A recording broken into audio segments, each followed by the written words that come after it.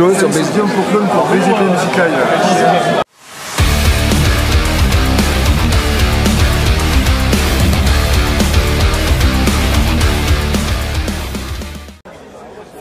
Merci beaucoup Guillaume. On est actuellement au Hellfest.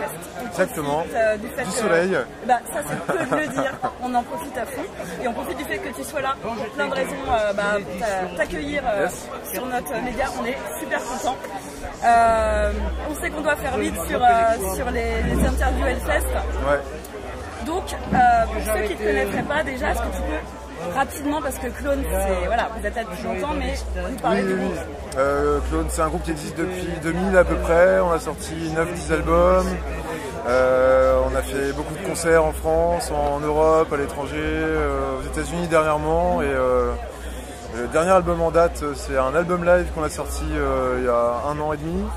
Et là, on travaille sur un nouveau disque qui doit sortir prochainement, toujours sur le même label qu'on a, qui s'appelle Cascope. D'accord. Et justement, je voulais revenir un tout petit peu sur Le Grand Voyage qui est sorti en 2019, qui est pour l'instant l'album. Ouais, c'est l'album, voilà. Voilà, on n'avait pas eu l'occasion à ce moment-là de le faire, mais on a quelques questions dessus. D'accord. On est d'accord qu'il y a quand même un gros changement par rapport au début. Il est très éthéré, très aérien, cet album. En effet, ouais. Est-ce que c'est, et du coup c'est sur la continuité du prochain, est-ce que c'est la nouvelle orientation du groupe ou est-ce que c'était un opus à part?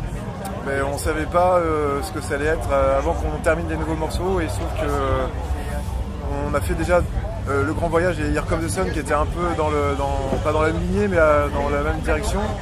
Et là aujourd'hui on en est rendu à revenir quand même à plus de riffing, à un petit retour aux sources qui serait peut-être plus proche de Black Days, même s'il y a pas mal de touches du Grand Voyage qui sont toujours présentes dans notre musique. Si on devait dans notre discographie rapporter ça à un disque qu'on a déjà fait, ça serait entre Black Days et Here Comes the Sun, peut-être, je sais pas exactement, mais a priori c'est ce qui se dit des gens à qui on l'a fait écouter, voilà, c'est ça, ouais. Oui, parce qu'il avait une particularité, on l'a beaucoup écouté entre chroniqueurs à la rédaction, et c'est vrai qu'on le trouve très chargé émotionnellement, vraiment. Est-ce qu'il a été écrit dans un contexte particulier pour que ça se dégage à ce point-là? Ouais, moi je sais que j'ai eu une petite séparation à un moment il y a plein de morceaux qui sont pointés, composés dans cette période-là. Et peut-être que ça a joué un peu sur les émotions qui peuvent en sortir. Parce que en fait, c'est con, tu le fais pas exprès, mais tu es dans un mood. Du coup, tu vas jouer les trucs que tu aimes bien sur le moment où t'es pas bien, ça va être des choses à se faire sortir un peu. Il est hyper planant et il dégage vraiment beaucoup d'émotions. Du coup, on a un peu cette petite exclue de préparation du nouvel album. Est-ce que tu peux nous en dire un petit peu plus? Alors le truc c'est qu'il était censé être terminé ce disque. D'accord. On pensait avoir terminé le mix, etc. Le mastering, on rentrait de tournée, on en pensait avoir tout bouclé et en fait on n'est pas très content du son, donc on va retravailler le mix de l'album et refaire le mastering aussi, ce qui veut dire un bon mois de travail dessus, et c'est notre gratteux, certainement Aldric Guadagnino qui va bosser dessus. Donc voilà, on se donne cet été nous là pour le finir bien comme il faut.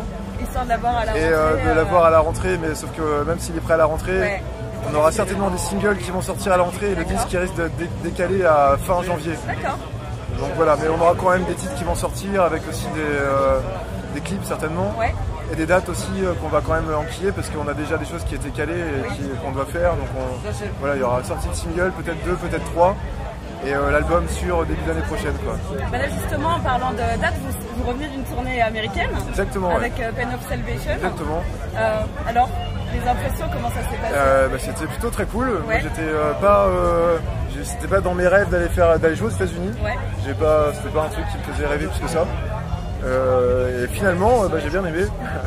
Et j'étais plutôt surpris dans le bon sens pour pas mal de choses. Juste déjà tous les gens qu'on a rencontrés humainement qui sont très sympas, très bienveillants, qui viennent discuter très facilement à la fin des concerts, et puis qui sont là aussi qui te donnent de la force pendant que tu joues en live. Et tu sens qu'ils sont très réactifs et ils n'ont pas honte de leurs sentiments, on va dire. Des fois en France ça arrive que les gens sont un peu timides, et encore ça dépend des endroits. Et là-bas on sentait vraiment quand ils sont contents, ils aiment bien le montrer quoi. Et à la fin des concerts, ils viennent te voir, ils te tapent dans l'épaule, ils font c'était génial, amazing, tout le bordel. Et voilà, on a eu des très très bons retours sur les concerts, des gens qui nous ont découvert, d'autres qui nous connaissaient déjà un petit peu. Et le fait aussi qu'on ait joué avant sur une grosse croisière, avant de faire la tournée, sur un gros bateau qui s'appelle le Cruise of the Edge, qui était un espèce de gros festoche prog avec 4000 personnes sur un gros paquebot. On est resté là-dedans 5 jours. Il y a beaucoup de gens qui nous ont vu qui l'ont découvert sur le bateau et qui sont venus nous voir après sur les dates, sur la suite des dates de la tournée. Donc on sait qu'on a marqué les points dans ce sens-là et que on a vendu tous les CD qu'on avait, on a vendu tous nos t-shirts, c'était tout. Donc c'est bon signe, on va dire. Les applaudissements, quand tu as fini un concert, que les gens applaudissent bien longtemps, tu te dis bon, normalement c'est qu'ils aiment bien quoi.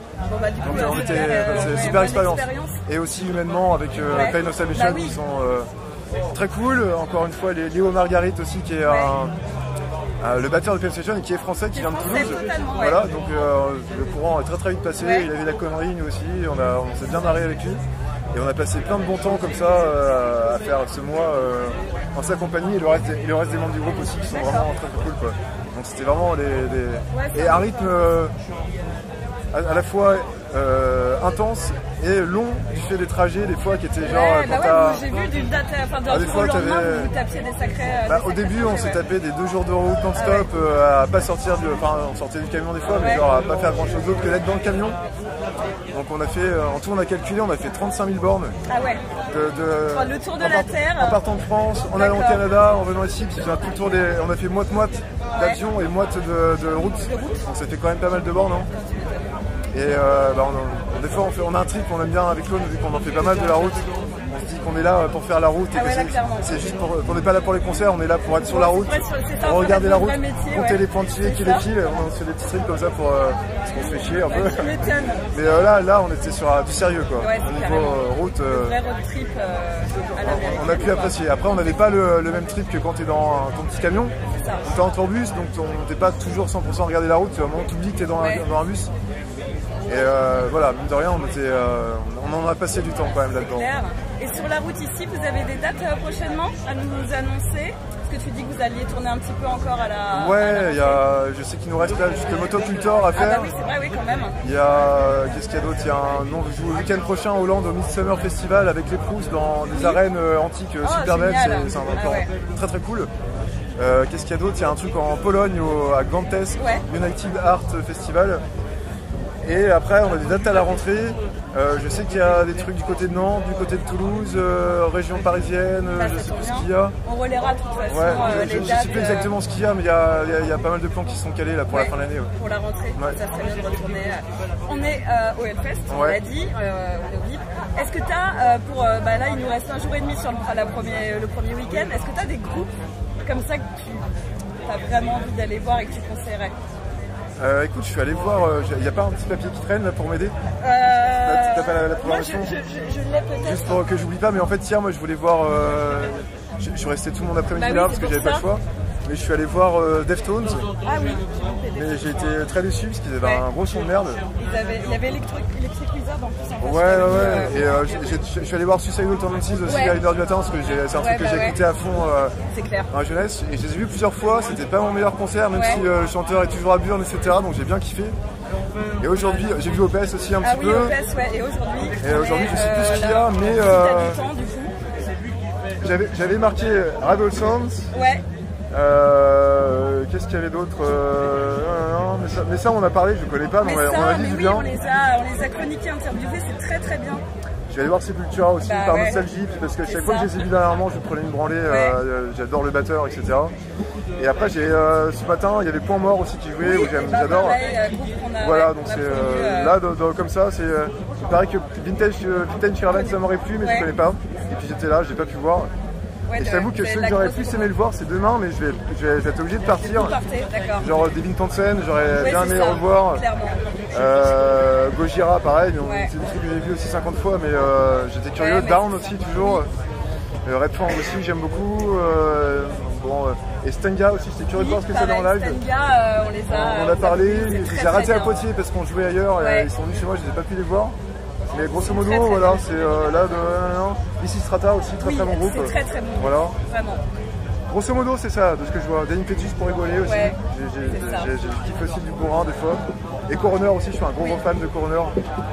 Donc voilà ce que j'aurais été voir là comme ça. Si j'ai le temps, je ferai ça avec plaisir. C'est ça, si t'as le temps, et puis on fera des petits reports. Bah ouais, il faut, j'ai su ça. Je parlerai, je fais un petit peu un teaser pour la semaine prochaine. VGP, on est là aussi le week-end prochain. Et Clone, c'est aussi Clonosphère, donc qui produit des groupes de musique. On va en interviewer un, donc on reparlera de Clonosphère la semaine prochaine. Et du coup, je vais te laisser le mot de la fin, comme ça, en info totale. Oh là là. Ouais, d'habitude, je préviens, là, je l'ai pas fait. Profitez bien de la vie, faites-vous plaisir, et puis voilà, après, écoutez de la bonne musique. C'est ça. Merci beaucoup. Merci Vraiment, merci beaucoup. Et on se revoit bientôt sur VGT Music Live.